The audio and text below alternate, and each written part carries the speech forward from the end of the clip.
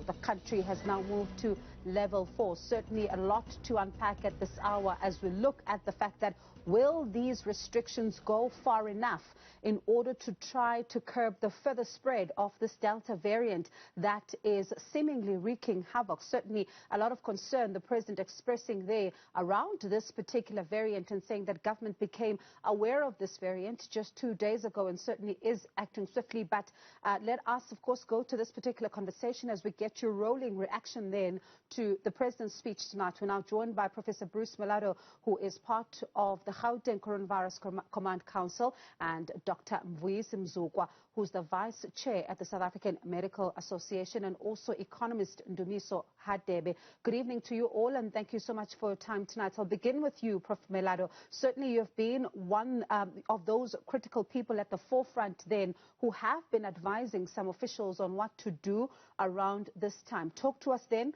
about your reaction to what the president had to say tonight. So as you correctly point out, the situation is very serious.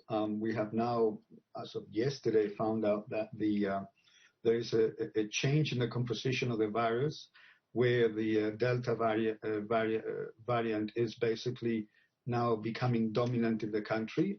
We don't have data for Gauteng yet. That will be availed by the NICD. But given what happened in KZN, it is reasonable to believe that the variant may now be dominant in Gauteng as well. And the problem with this variant is that it is more contagious. And that basically makes non-pharmaceutical intervention less effective. And that is the core of the issue. And that's the reason why the measures needed to be tightened and become harsher. And Dr. Mzukwa, SAMA has not been mincing, their words when it comes to really pleading with government to ensure that stricter measures are being put in place here to try and ensure that the burden is then eased on the essential workers, then the frontline workers who are the healthcare workers. Did these restrictions go far enough? 14 days, will it be enough to try and deal with some of what you've raised? Good evening, Bongi, and good evening to your viewers. Thanks for having SAMA in your program. We welcome the restrictions as presented by the president of the country. I think for us, we've been calling for this about 4 weeks ago, and we knew that if these restrictions come into play,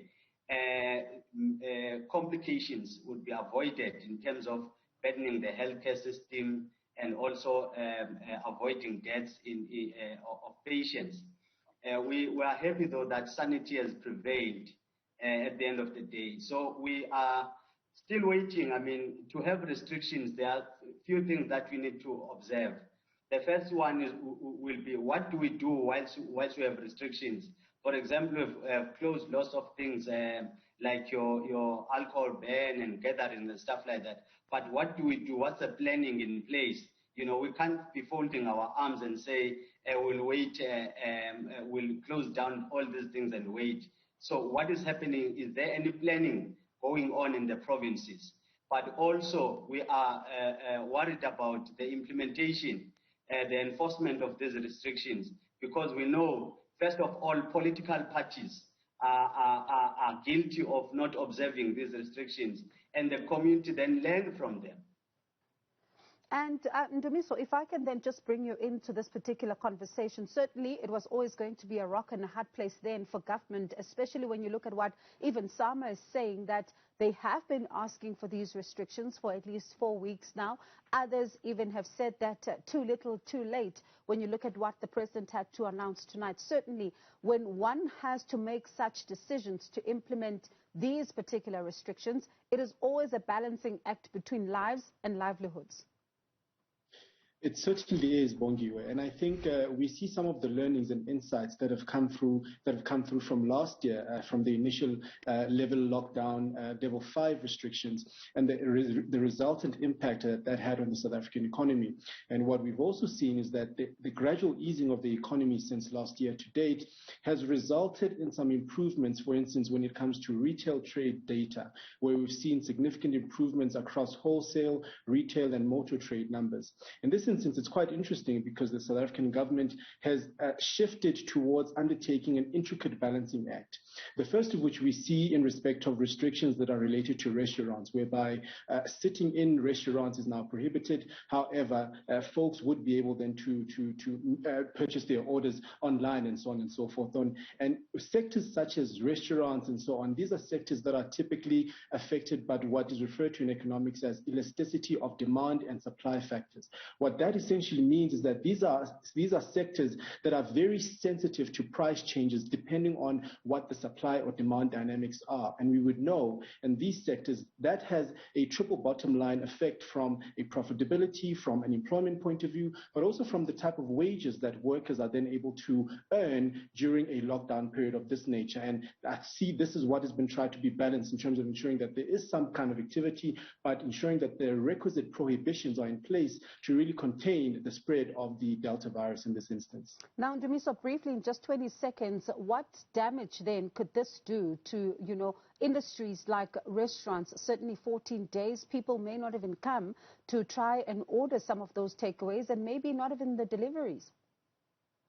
Certainly, we do anticipate that there will be a knock-on effect in the second quarter data in terms of retail sales numbers. But of course, a sector that has broadly not been highlighted as well outside of the restaurant business as well has been the informal economy broadly, or the informal sector, which accounts for an estimated 18% of South Africa's GDP.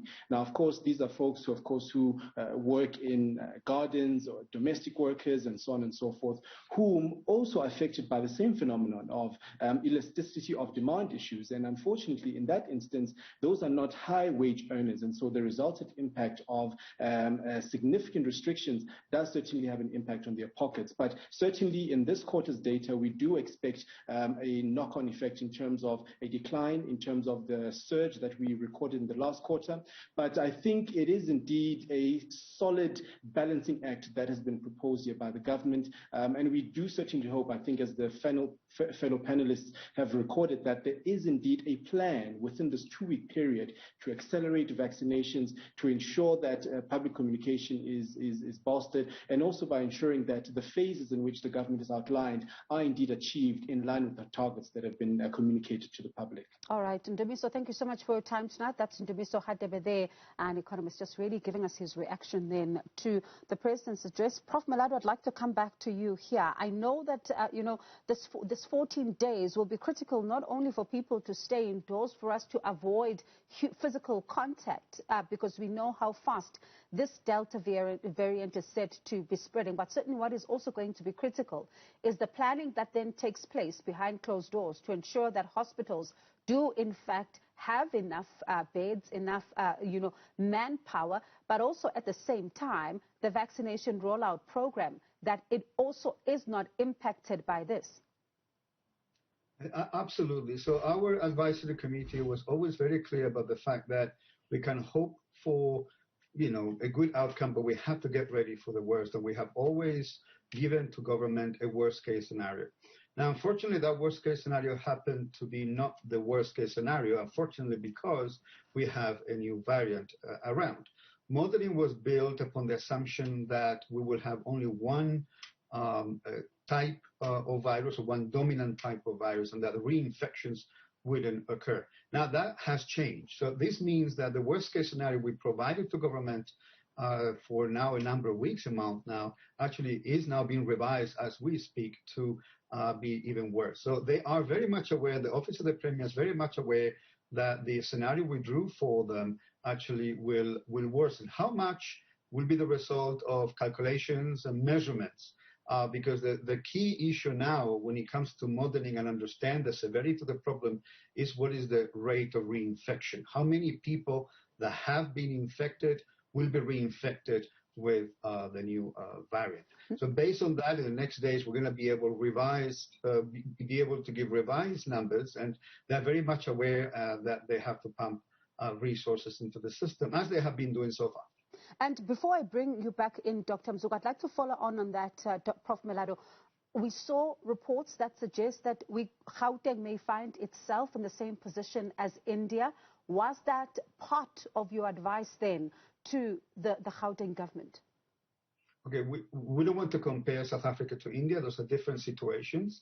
What we, as I said, what we do is we're very clear as to how to quantify the worst case scenario. We give the methodologies to policymakers and other stakeholders in the province as to how these things are calculated, what are the assumptions made, and how does the data compare to the model. So far, the data was actually behaving very well till a number of days now, but we are experiencing a new spike that started off last Wednesday, where it's clear that we have more active cases than the worst case scenario, meaning something else has happened that has produced a larger number of infections, which is what we have to model right now. So we stay away from comparisons at that time, but we basically try to be as honest and candid as possible to policymakers in telling them what the worst case scenario is. And Dr. Mzukwa, when we look at the 14-day alcohol ban, it's been said, of course, that this could help ease the pressure on the trauma units. We saw then Baragwanath Hospital, even on New Year's Eve, recording a 0 case of trauma cases. Certainly 14 days, is it enough to try and achieve what government is trying to hear? Well, I wouldn't say it's enough or it's not enough, but I think I take comfort from what the president said, that after 14 days, there'll be a review of the impact of this lockdown to see if really there's been any achievements, associated with it. But I do think that we must make sure that our issues, our plan is really implemented as it is. Because what is a problem now is you find that our contact tracing teams at times are not very effective. We should be doing all those things out there, making sure that they are put in place, making sure that we make sure that there's beds are available, in terms of making sure that we have a dashboard. People can see when there's availability of beds or when there's a shortage. The other problem is that we seem to rely more on beds availability, and then we come to lockdowns. But I do think that we need to take action, especially when we start to have cases rising up in the communities where community transmission occurs. We cannot wait until there's shortages of beds, then there's a high number of people dying, then we take action. I think those are the weaknesses that we have at the moment in our system. And Dr. Mzukwa, when one then looks at social gatherings, they are still a major concern. Just this afternoon, our colleague was out at Maboneng Precinct. People were going about their daily business, throwing caution to the wind, certainly not understanding the amount of pressure that medical staff is then finding itself under right now, because they gather, go back to homes, and still put those that they come into contact with in danger. Yes, this is what we are observing, especially on weekends. I think there's been issues of advices given, even our experts at times, telling the young people that they are not in danger. So what that says is that you can do as you wish as long as you are young. So we're saying this time around, the Delta variant is dangerous to all of us. And in fact, we need to take it very seriously. We need to make sure that we communicate with our leaders on the ground, in terms of our church leaders, our traditional leaders, even our political leaders. We can't use politics to fight our personal battles when actually we're facing with a pandemic of this magnitude. So we need to be really careful the messaging that is going out there. When we have a funeral of, for example, of a politician, what happens there? When we have a funeral of a celebrity, what happens there? People are learning lessons from that. So we need to really be very careful when we are addressing these issues and the messaging thereof. All right. Thank you so much to you both for your time. That was Professor Bruce Mellado and Dr. Mvuyisi Mzukwa.